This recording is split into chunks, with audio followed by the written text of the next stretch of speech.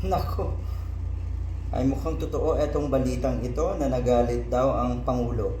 Nagalit daw si PBBM. Bago yan, gusto ko lang sabihin sa mga DDS na congratulations. Natutuwa kayo sa bagong liderato na ito ng Senado.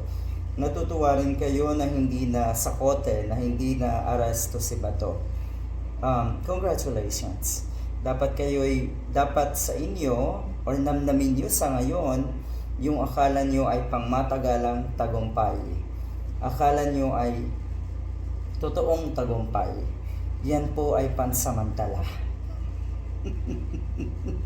Bukas o sa makalawa, baka magulat na naman kayo. Natural sa ginagawang kawalang hiyaan ng kampo ninyo, ng kampo ng mga Duterte. Alangan naman kasing ganun na lang yun. May plano, may pinaplano.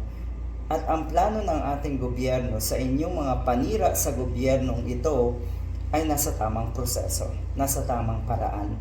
Hindi katulad ninyo na maiitim madalas ang inyong plano at balak.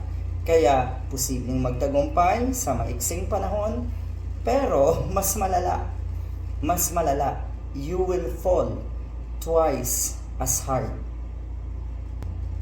So eto daw yon, nagalit daw ang Pangulo na dismaya nang malaman na Committee on Chair ng Agriculture na sa Senator Kiko Pangilinan ay papalitan sa Senator Kiko Pangilinan sa committee or na chairman ng Committee on Agriculture. Nauna nang nabalita, kahit si Senator Bam Aquino ay papalitan naman ni Robin Padilla sa Committee on Basic Education. Ang lala. Ang tindi ng mga nangyayari nito. Pero ulitin ko, etong lahat ng ito ay short-lived na tagumpay, na matatawag na tagumpay na itong mga diehard. Pagbigyan natin na itong mga to.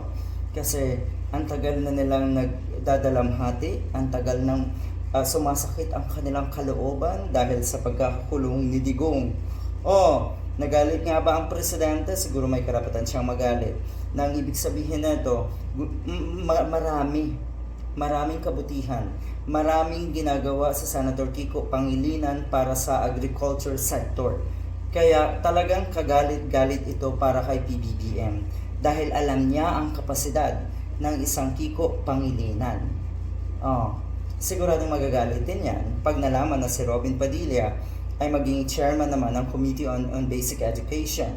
Mas kagalit-galit yan dahil nakikita natin galit na galit din po ang taong bayan sa idea na ang magiging chairman ng Basic Education ay isang tanga.